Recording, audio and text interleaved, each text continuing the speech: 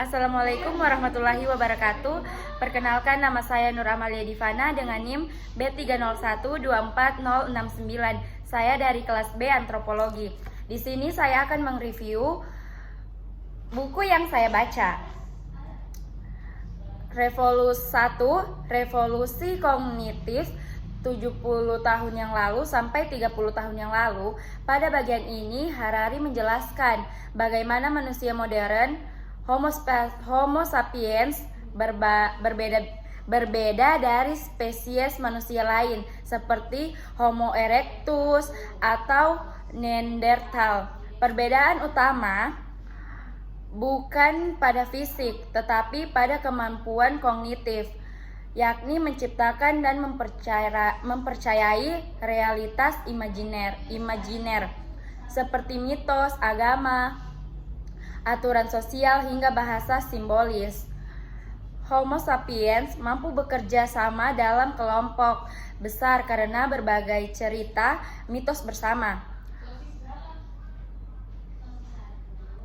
Bahasa bukan hanya alat komunikasi, tapi juga alat membangun struktur sosial. Inilah momen ketika manusia menguasai spesies lain dan menyingkirkan manusia purba lainnya. Intinya, revolusi kognitif membuat manusia bukan sekedar hewan pintar, tapi makhluk yang bisa membantu realitas bersama melalui imajinasi. Bagian 2, revolusi pertanian. 12.000 tahun lalu, Harari menyebut pertanian sebagai penipuan terbesar dalam sejarah. Awalnya manusia hidup sebagai pemburu, pengumpul dengan pola makan beragam dan gaya hidup lebih bebas. Namun ketika beralih ke pertanian, manusia mulai menetap, jumlah populasi bertambah, tapi kesehatan justru memburuk. Banyak penyakit malnutris muncul, hierarki sosial, petani, pemilik tanah, penguasa, budak, surplus pangan memungkinkan terbentuknya kota, kerajaan, dan birokrasi. Intinya, pertanian memang meningkatkan kapasitas populasi, tetapi mengurangi kebebasan dan kualitas hidup individu. Bagian 3, penyatuan umat manusia. Di bagian ini,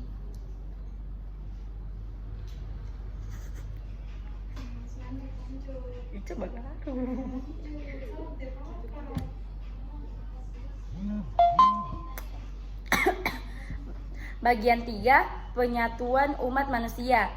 Di bagian ini Harari membahas bagaimana peradaban yang terpisah-pisah mulai terhubung oleh 3 kekuatan besar penyatu.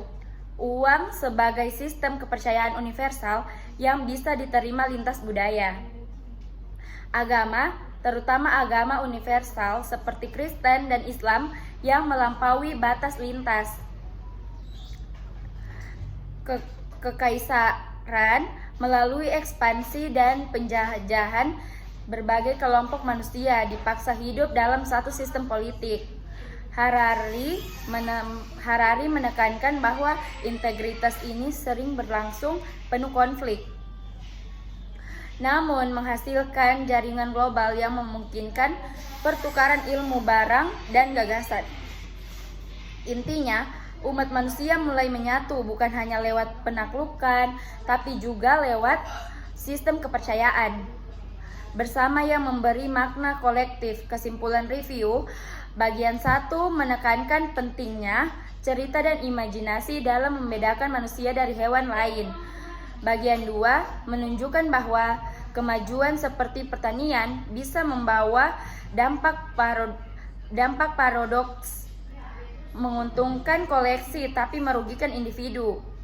Bagian 3 memperlibatkan bagaimana jaringan global manusia terbentuk lewat uang, agama, dan kekaisaran yang masih relevan sampai hari ini. Harari menulis dengan gaya provokatif, sering membuat pembaca berpikir ulang tentang apa yang dianggap kemajuan. Baik, itu saja review dari saya. Lebih dan kurangnya mohon maaf. Assalamualaikum warahmatullahi wabarakatuh.